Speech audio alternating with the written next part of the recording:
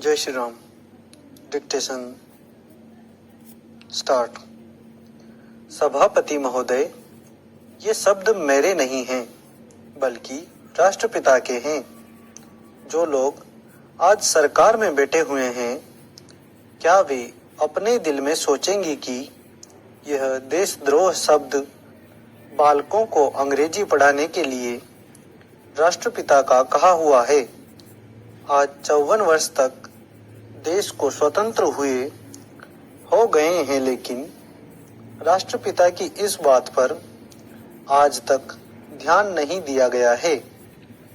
अंग्रेजी भाषा को पढ़ाना क्यों बंद नहीं किया गया और उसको दैनिक कार्यों में क्यों प्रयोग में लाया जाता है?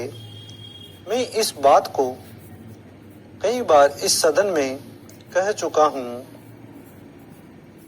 और मैंने इस विधान परिषद की नियमावली में 1 वर्ष पहले एक संशोधन भी रखा था, लेकिन मेरा दुर्भाग्य है कि वह संशोधन वर्ष भर से इस सदन में प्रस्तुत नहीं हो सका।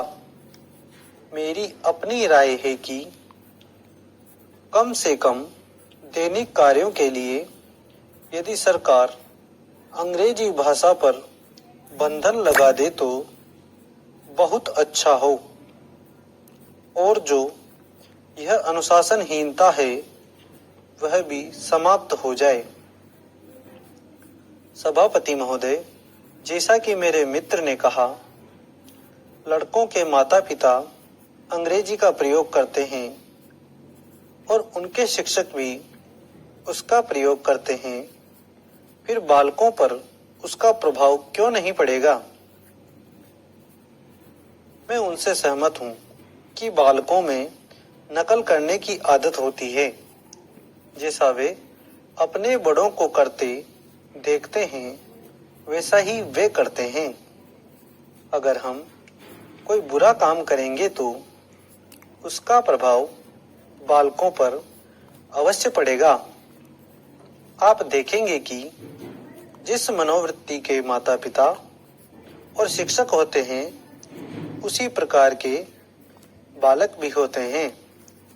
हम दूसरों को तो परामर्श दे देते हैं, लेकिन स्वयं उस पर अनुपालन नहीं करते।